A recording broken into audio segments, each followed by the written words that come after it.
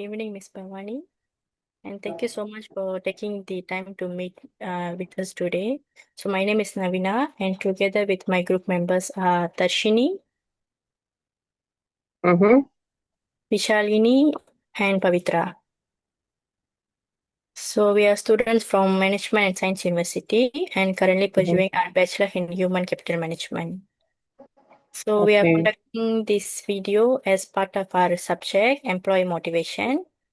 And the purpose of this assignment is to gain real-world insights from HR professionals like yourself on how organizations motivate employees effectively, particularly in areas such as recruitment, coaching and counseling, communication, and employee benefits.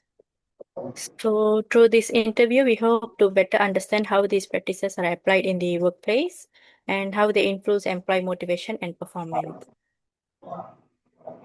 So for this interview, we have prepared 12 questions focusing on different aspects of employee motivation. So with your permission, I will begin with the first question. Okay, can start.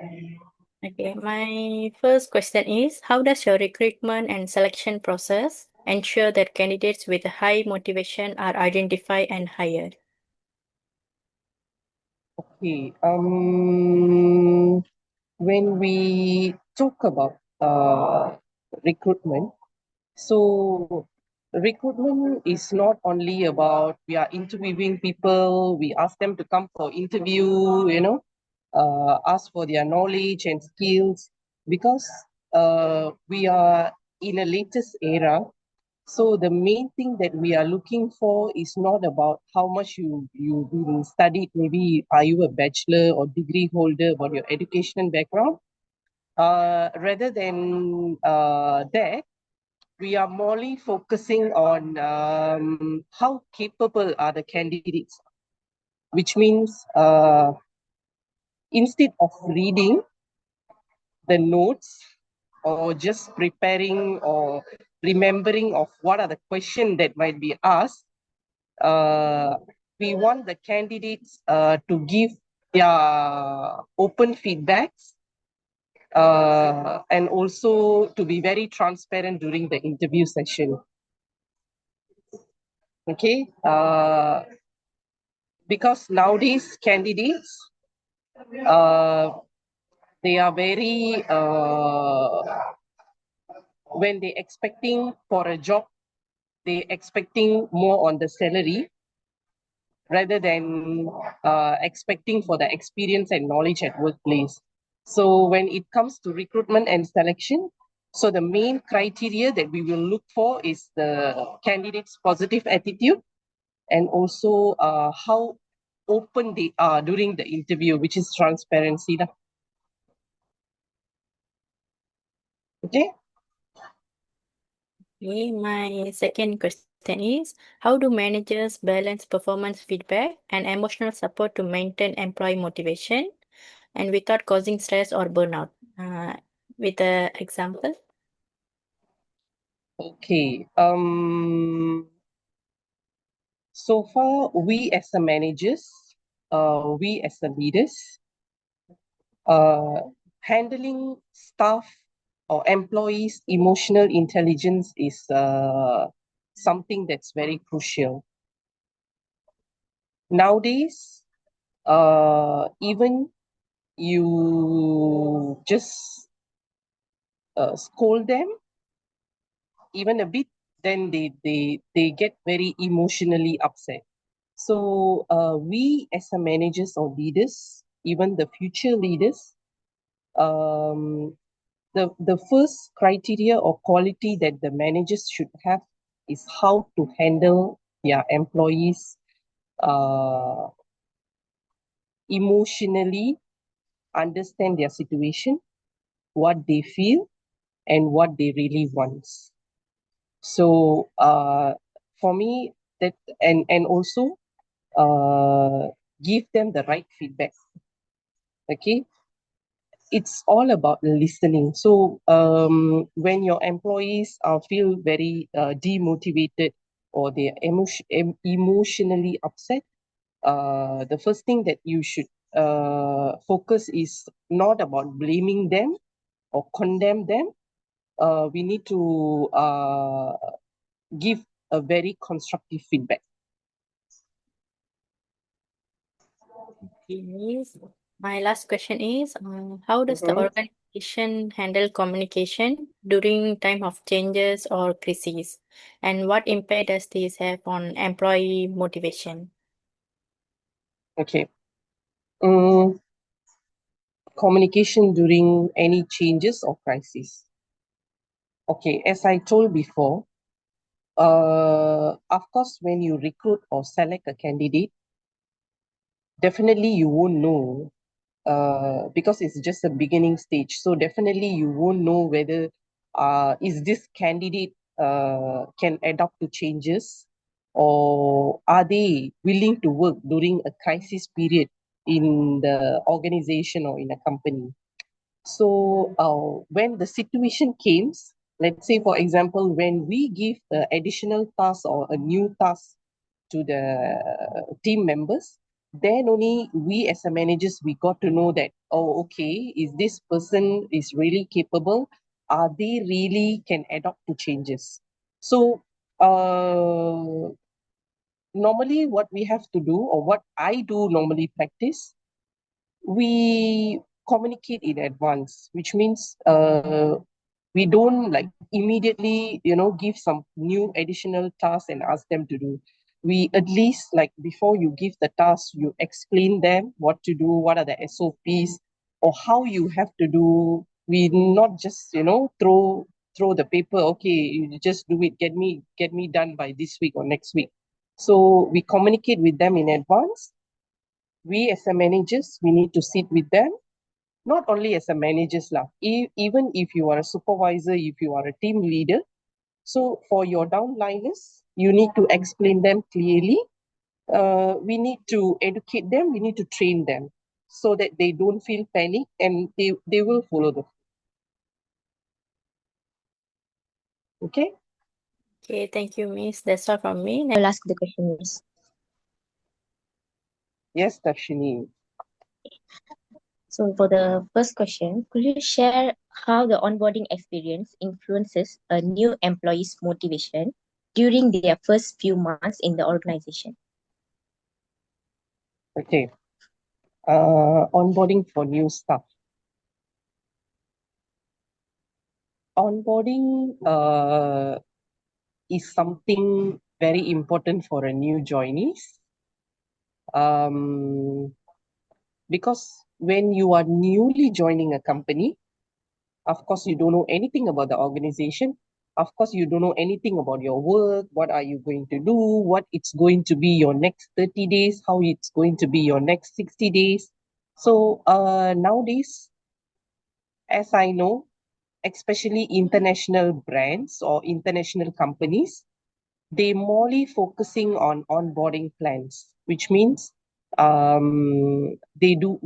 are actually doing a proper onboarding activity for the staff, which means what we need to do for the first 7 days. We as a HR, you guys are actually studying for HR, so you all should know as well. So for the first 3 days, of course, we need to do onboarding, introduction to the hotel. Oh, sorry, I'm in the hotel industry. So introduction to the company, uh, who are your colleagues, who are your team members. You need to assign them a buddy. And then what are the compulsory trainings that they should do? Teach them about the internal department SOP, PNPs, So like even staff benefits is also one of the important criteria you need to brief them during their onboarding. So onboarding is something that's very welcoming and give a very big motivation to the new members so that they won't feel awkward. Yeah, because if you're newly joining a team, you won't get a panic attack. Oh my God, I feel so lost, right? So onboarding, it's very important for all the organization so that the staff will continue work with you, be loyal with your company, and they feel more comfortable. Yeah. Next one. For the second question, can you explain how coaching practices encourage employees to become more self-motivated rather than relying on constant supervision? Okay.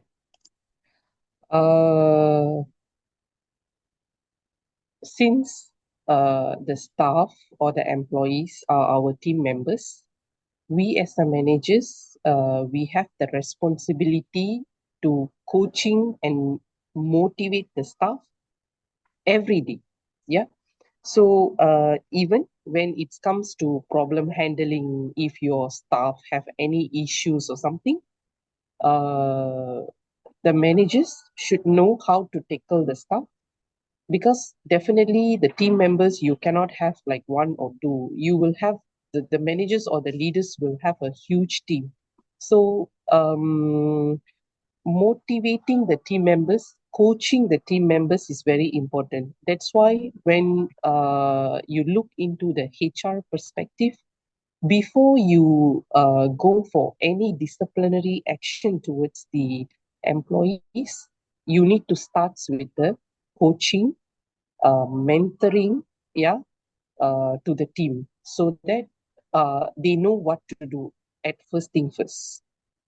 So we cannot like suddenly, jump into the conclusions, you cannot do this, you cannot do that, they will feel very demotivated. So coaching, mentoring, it's very important to bring your team in line with what's the company's expectations. Okay, next one. For my last question, may I know how communication between different departments impacts employee motivation and teamwork? Okay. If let's say you are working in a company or organization, definitely we cannot work alone. We will have different departments. We have different team members that you need to work along with. So when it comes to interdepartmental, of course, transparency is very important.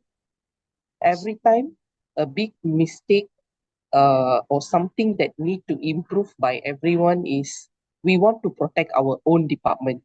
So we try to blame other departments or other team members, and they don't really admit to their own department mistakes or any miscommunications. Okay, so it's very important that we working as a team in an organization must be very transparent. Whatever that's happening between the departments, they should clear or they should solve the issues or problems as soon as possible. Don't wait until, take like a few weeks or few days, right? So if got any issues, now we have WhatsApp, we have especially WhatsApp lah. All the departments in one WhatsApp group. So whatever miscommunication, they should solve within the certain time period without like waiting for so long. Yeah, it's actually a common sense. Okay. Okay, miss. Thank you. That's all from me. Next is Vishalini. Poitra. Miss, my name is Faitra Muniadi. Mm-hmm. Okay, my first question is, what quality do you look for in candidate to ensure long-term motivation and commitment? Okay. What are the qualities that I'm looking for to have a long-term commitment from staff? Okay.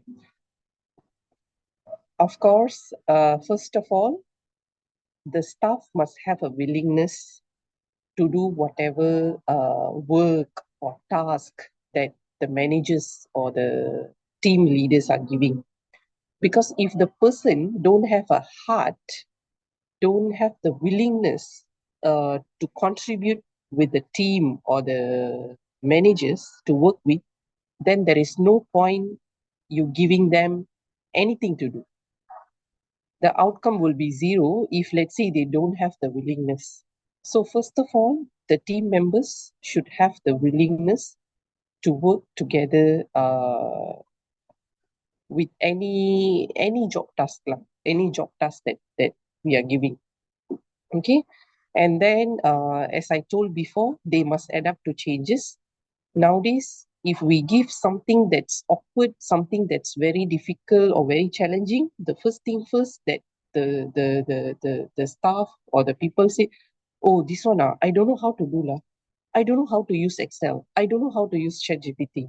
I don't know how to use the system. I don't know. It's like uh, the most hated word for managers or leaders is I don't know. Okay, so instead of telling that, I will try to do it.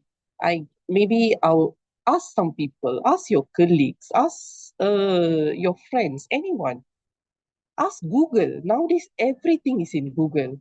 So we want people who really can adapt to changes, take the effort, yeah, and always must be positive attitude. We do want people to, easily fed up. Oh my God, I don't know how to do this. Maybe I will pass to my another team member. No. Okay. Every time must take effort to learn something new, to do something new. Okay. Next one. My second question is, what communication channels are used to ensure employees feel heard and valued? Okay. Communication channels. Communication channels at workplace now, very famous is WhatsApp, of course. If it's a corporate organization, definitely Teams chat. Okay. Because most of the corporate companies now everything is Teams chat, Microsoft Teams, and also WhatsApp. Yeah. So like for those who are higher ranking staff, they can use the Teams lah. If let's say someone like rank and file, assistant level, let's say if they like, housekeeping maid or something like that, they definitely they don't have Teams chat. So of course, WhatsApp is the first communication tools for us lah. Other than that, of course, we have emails, one-to-one communication. If it's very important, private, confidential, we will go for one-to-one communications, team briefing every day, morning briefing or weekly briefing. So these are the effective communication tools. Okay, next. Okay, Miss. My last question is, what type of benefits, for example, bonuses, leave, flexibility, offer to motivate the employees? Okay. Nowadays, we are in 2026. Everything is about monetary values. Yeah. Giving appreciation. I'm talking about I'm now 30 plus, so I'm not talking about my era. I'm talking about the current generation. So currently it's not all about appreciation, not all about like, oh, okay, you're doing a very good job. Okay, I will give you a certificate of appreciation. No. Nowadays, people are expecting everything in monetary value. Definitely, we cannot blame them because for now, our current conditions, our economy and all that, monetary benefits is very important. So, like for example, in my organization, what example I can give is we have dental benefit, we have optical benefit, we have medical outpatient benefits, we have hospitalization and surgical insurance, we have group personal accident. Since we are in hospitality industry, we are giving free duty meal for the staff. Okay. And then quite a lot lah. We have occasional base gift, because sometimes like this kind of occasional base gift, like you giving some birthday gift, you giving some farewell gift for the staff who work like 2 years, 3 years with you loyally. So all these kind of petty benefits or appreciation is actually give them a motivations to continuously work with the same organization. So we even have birthday leave, we have parental leave, we have so many. So now most of the companies are actually moving towards this kind of benefits. Okay. Okay, Miss. That's it from me. Okay.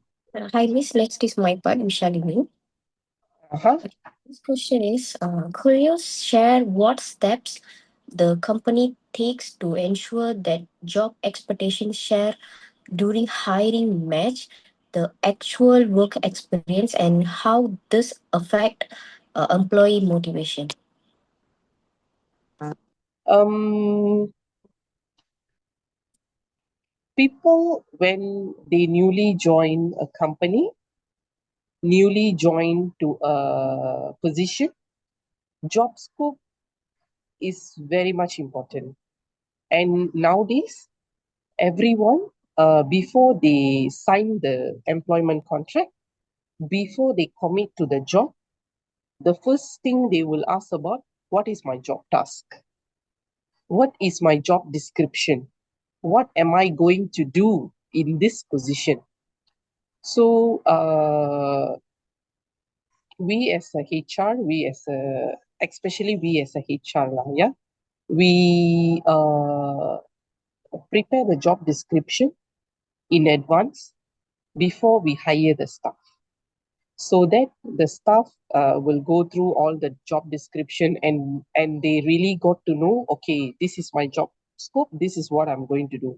And for me, job scope or job description is very important, especially we as a HR, to protect us as well from any future difficult circumstances. Yeah, because if let's say you give something out of the box, or if you give some additional task, something that not listed in the job description, the first thing first, when there is any problems, the staff will ask you, sorry, this is not my job, this is not under my job scope. So we have to be very careful when we give or explain the job description to the staff, maybe during their first day of onboarding or before they join the company. So a clear communication should have, so that once they join the company, they don't feel disappointed. Oh my God, I'm doing something that not relevant to what I actually wanted to do. So job scope and JD must be very transparent, so that the staff won't get disappointed once they join the company. Okay, Okay. my second question is, can you explain how managers identify early signs of demotivation amongst employees and what action they usually take? Okay. Actually, it's not easy. If let's say if you are having a big team, to get to know whether your staff feel happy or sad, they feel demotivated, or they need, are they in stress, it's a bit difficult to judge, because it's uh, everyone have their different characteristic lah, basically. So it's very difficult to judge unless the managers do one-to-one communications. Or that's why what we normally advise is, we advise the managers to go for maybe monthly lunch or monthly dinner, go for a short tea time, go for a short breakfast with your team members, so you can get along with them, you can understand them better, and also you get their opinion, how they feel, are they feel down, motivated, are they having any problems at workplace or something like that. Other than that, one more thing is, we also used to do like a check-in conversation, we call it. Every 3 months we do check-in conversation with the team. So the check-in conversation is one-to-one communication with the staff. It's a PNC, okay? So other staff won't get involved. So we do the check-in conversation. So the managers, or if I'm a manager, so I can talk to my staff. Okay, how do you feel now? How's your work-life balance? Are you managing everything okay? Do you need any additional support from me? So these are the things that managers should always engage with the staff. There must be a limited boundaries between the managers and also the staff. They frequently must communicate lah. Yeah. So if the staff have any challenges, or if they feel demotivated or something, the managers can identify very easily and quickly. So my last question is, may I know how the organizations recognize and rewards employees' efforts beyond formal benefits, and how this affect their motivation? Okay. Formal benefits, I think I got explained just now. What are the benefits normally we do offer for staff? Besides the formal benefits, of course, sometimes telling a good job, well done, or sometimes when we appreciate the staff verbally, it gives a motivations to the staff to continue strive for excellence. So whenever the staff doing even a petty things, or even a small job or work being done, appreciating by giving them the motivational words definitely will motivate them to do better in future.